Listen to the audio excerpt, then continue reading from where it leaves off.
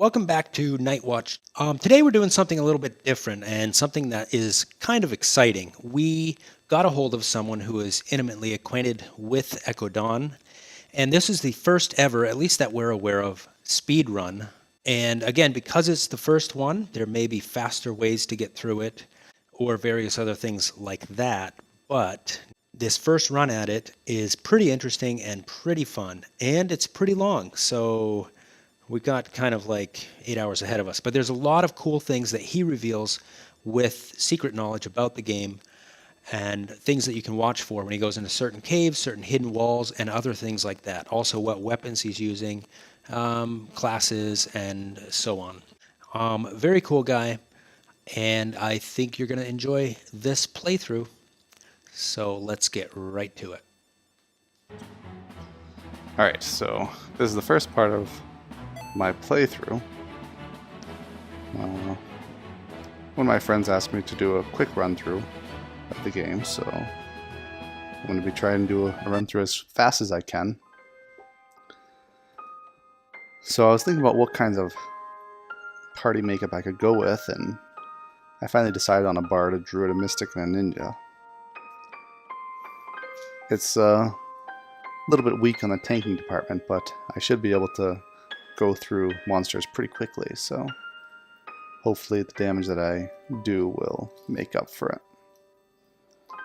And yeah, so we'll see how this goes. I'm playing on normal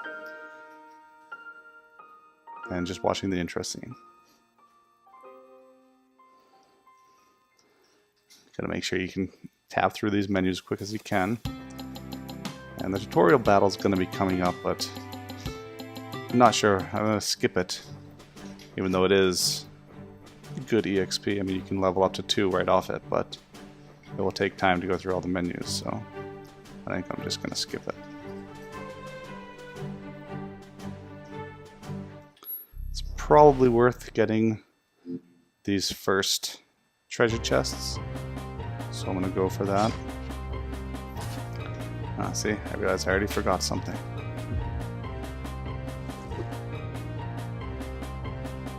So as soon as I defeat these Ember Imps, I'm going to go into the menu and change the speed of the game. Although, arguably, you could say it doesn't increase the speed at which you do it, because this also speeds up the timer in the game. So 3 tinctures, that should be helpful.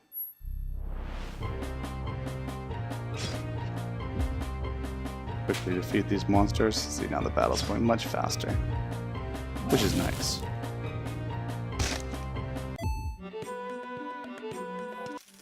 Right now I'm just keeping everybody in the front row because I want everybody just to finish off the Ember Imps as quickly as possible. Not really worried about dying, because pretty much you'll wipe them out in one hit anyway.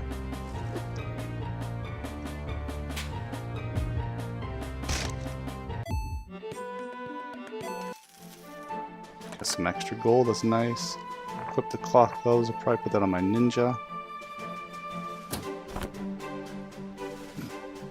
Go through, run into Dragon Caverns. Alright, I think the only treasure that I'm actually going to get here... Oops, and I just went out. I think the only treasure I'm actually going to get here is the bead bracelet, because that's going to be good for a while. Everything else will get useless pretty quickly, so...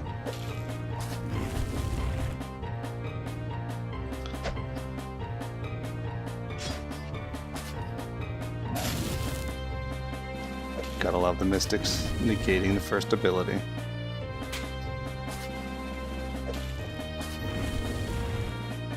Oh, already my bard's in danger.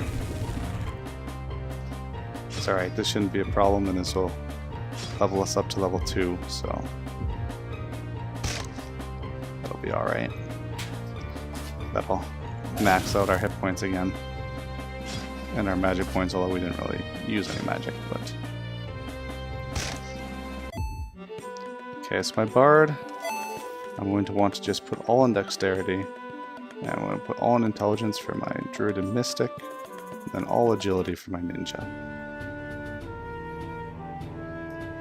Although you don't want to continue doing this forever, but the initial levels you're not really in much danger of dying anyway, so you're pretty much, it's pretty safe to do it.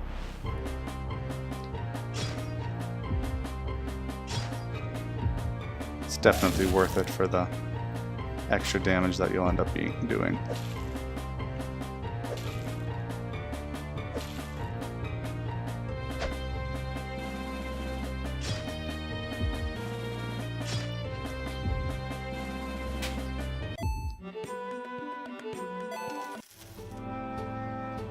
Okay, so I mean things are going pretty quickly here already. The only challenge we're going to really have in this is if we meet some cutthroats. Wither-wisps we should do okay. Just focus on one, get them poisoned.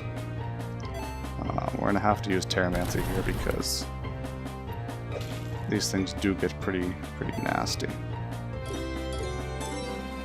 But I think we can probably... oh, well, maybe if I didn't miss, we probably could have taken that one out. Now my bard could die here, but we're just, it's a risk we're going to take. Okay, we can't risk anymore, so we're going to throw a heal on him. And hopefully we can kill this last one quickly. Alright. And our druid leveled up, so that's nice. Got Spirit of Spring. We're going to use our Mystic to heal because our druid now has a damaging ability, and our Mystic will level pretty quickly, so it'll regain the lost MP. So we're going to run over here. There's a secret wall back through here where you can get the bead bracelet, which is definitely something you want to get. Okay, as I said before, this fight will be pretty brutal, because if those cutthroats do their slash cut on you, they hit pretty hard.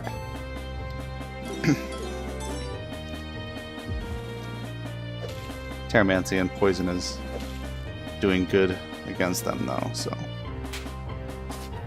I want to focus on this cutthroat. And there, he went down, so should be fine from now on.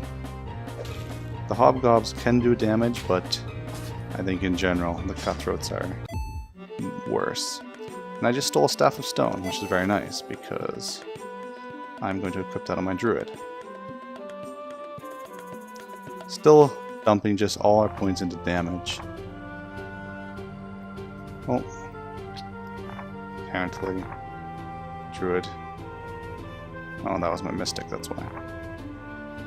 Now this increases my Earth spell power, which is really nice, especially at this point in the game.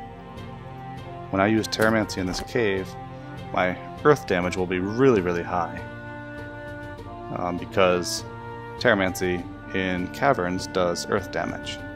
Now the one bad thing about that is I can't use that against Nasher, the boss of this place, because he heals from Earth damage, so that would be very bad. See, and that's the ability that I'm really worried about, but as you can see, I survived it pretty good. Now that I'm at level 3, it's not a problem. And I just stole a main Gosh, which is really nice because I'm going to put that on my ninja, and he'll be dual wielding daggers pretty much the whole game. Might be using some claws sometimes, but I plan on pretty much dual wielding daggers and just making him go as fast as possible to put out the damage as much as I can. Eventually I'll get another whip for my bard, and he'll be dual wielding whips throughout most of the game. As you can see, that 50 damages from the new weapon I just picked up. Now my druid is pretty low, so I'm going to want to throw a heal on her.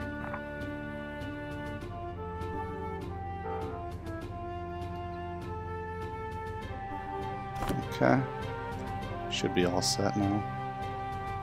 And Nasher's coming up here, so almost would like to level up, but I'm not sure if I'll get that level or not. it'll be close. Okay, it's their turn all next, so I'm just going to Terramancy. I think that top one will die. Yeah, you can see Terramancy doing a lot of damage now because of that staff that I picked up. 100 damage each turn will be, that's really nice. Yeah, see, I didn't quite level, so I'm just going to have to defeat this guy at level 3. Might be tough, but I think we can do it. Black Robe and Campfire. We'll equip the Black Robe on the Mystic, increases magic power. We'll be able to heal pretty well. And throw down a Campfire. And we're good to go. We probably didn't really need that Campfire, but that's good to be safe. So here we go, skipping through as much of the dialogue as I can. And our first boss battle. Alright, you definitely want to start out raising your attack power and magic power. And poison them, the ninja always want to get that poison on them at first, just keep that continual damage going. And now we'll go into our Spirit of Spring and just keep using Geyser with the Druid.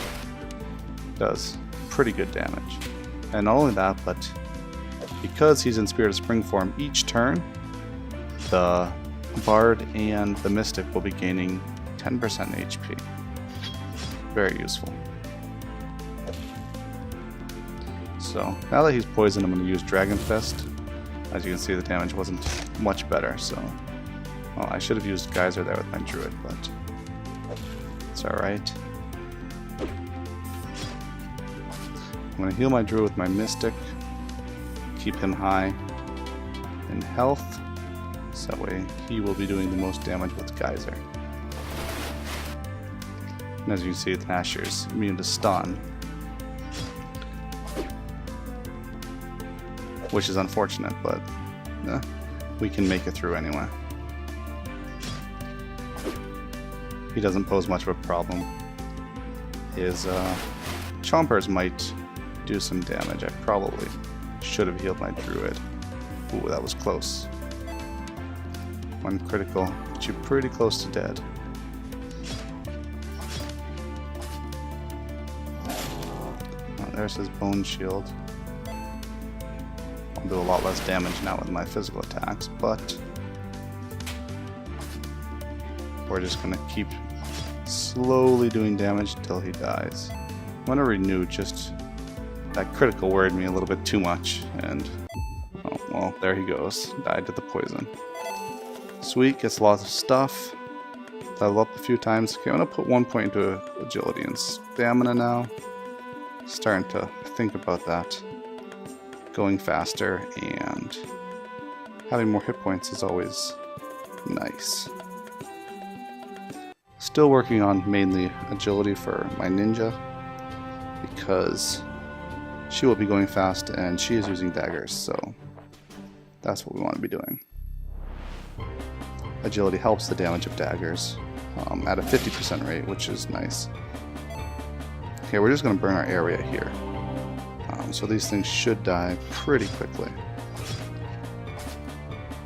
And we have plasma, so that should help. Yeah, there you go. Critical for 857. That's nice. Terramancy, unfortunately our Staff of Stone doesn't help here, but with the Area of Ancients, that'll stack a lot of damage on them. Yeah, that Poison and Terramancy together just eats away their hit points every time their turn comes up. And got through that battle quite quickly in another level. Can't complain about that.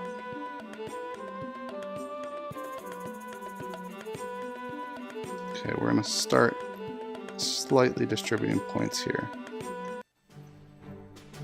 Although still focused on our main thing. Main attribute for each class. Now, I probably don't really need to go down here to get this gold thing. Oh, Worldquake, this is beautiful. Everything should just die.